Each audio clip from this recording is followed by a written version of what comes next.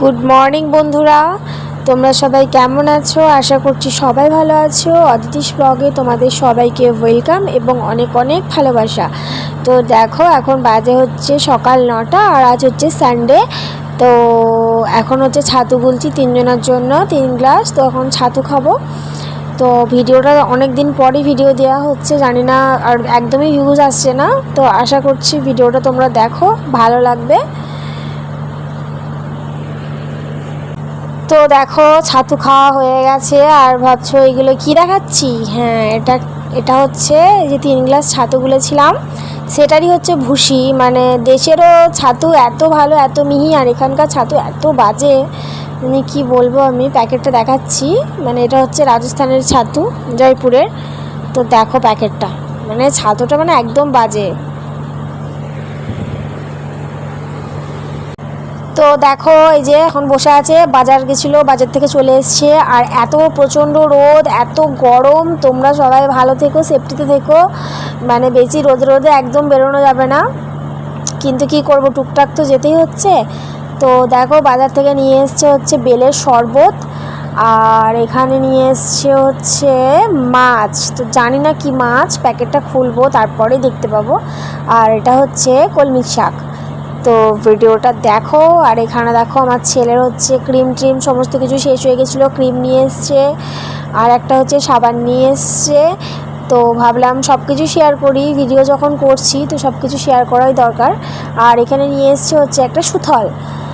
তো সব কিছু শেয়ার, মানে ভিডিও যখন করছি তখন তো সব কিছু শেয়ার করতেই হবে, বলো। তো দেখো, তো এই যে এটা নিয়ে এসেছিলো হচ্ছে রুই মাছ, আর আমার ধোয়া হয়ে গেছে, নুন হলুদ মাখিয়ে ফেলেছি, আর আমি কড়াইয়ে তেল দিয়ে দিয়েছি। তো চলো, তেলটা ততক্ষণ গরম হোক।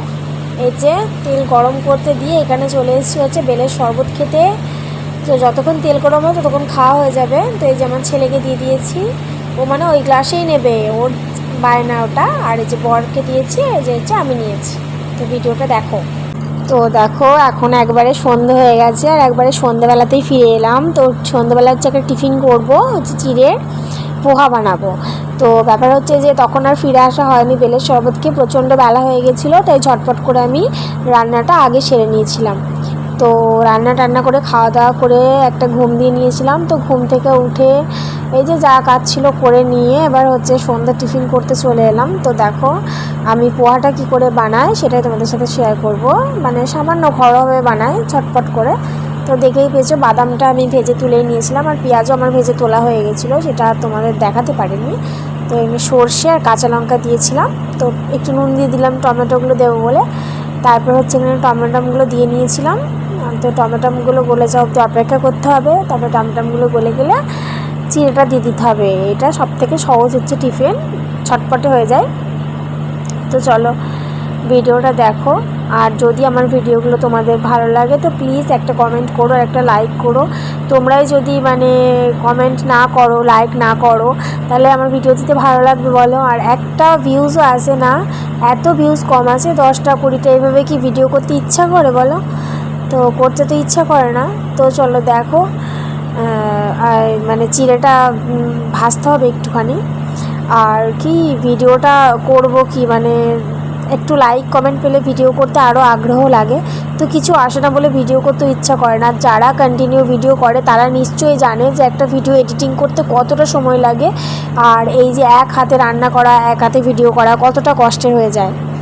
তো দেখো, তারপর হচ্ছে আর ফিরে আসা হয়নি। তো একেবারে রাত্রেবেলা এখন প্রায় 9:30 মতো বেজে গেছে। তো আজকে রাতে হচ্ছে সারাদিন টুকিটাকি খাওয়া হয়েছে। তো রাত্রে ভাত ছিল, তো ভাবলাম পান্তা ভাত খাওয়া যাক। তো ওখানে দেখছি পটল ভেজেছি, আর এখানে হচ্ছে একটু ধনেপাতা দিয়ে, পেঁয়াজ দিয়ে, কাঁচা লঙ্কা দিয়েছি, একটু বেসন দিয়ে বড়া করেছি। আর এখানে দেখো ভাত নিয়েছি আমি, ভাত। আর ওদিকে তোমার ভাজাভুজি যা আছে সেগুলো। আর এটা হচ্ছে সকালবেলাকার মাছের ঝাল ছিল, সেই মাছের ঝালটা। তো দেখো, এই যে পটল ভেজেছি, আলু ভাতে মেখেছি, আর কোনো হচ্ছে ওই যে বড়াটা করলাম সেই বড়াটা করে নিয়েছি। তো এই যে চলো এখন খাওয়া যাক। আর এই যে আমার বর খেতে বসে পড়েছে। আর আমি ওকে জিজ্ঞেস করছিলাম যে আজকে রাতের মেনুটা কেমন। তো বলছিল খুবই ভালো। তো আসতে বলেছে বলে আমি ওর ভয়েসটা দিতে পারিনি এখানে, তো আমিই বলে দিলাম। তো এখন আর এত প্রচণ্ড গরম পড়েছে, এর মধ্যে সত্যি বলছি যতই অমৃত হোক না কেন পান্তা ভাতের মতো অমৃত মনে হচ্ছে আর অন্য কিছু নেই। তো চলো টাটা বাই বাই, নেক্সট ভিডিওতে আবার দেখা হচ্ছে। তো তোমরা জানো ভিডিওতে কি করতে হবে, লাইক কমেন্ট এগুলো অবশ্যই করো, আর আমার চ্যানেলটাকে প্লিজ সাবস্ক্রাইব করে দিও। Tata bye bye.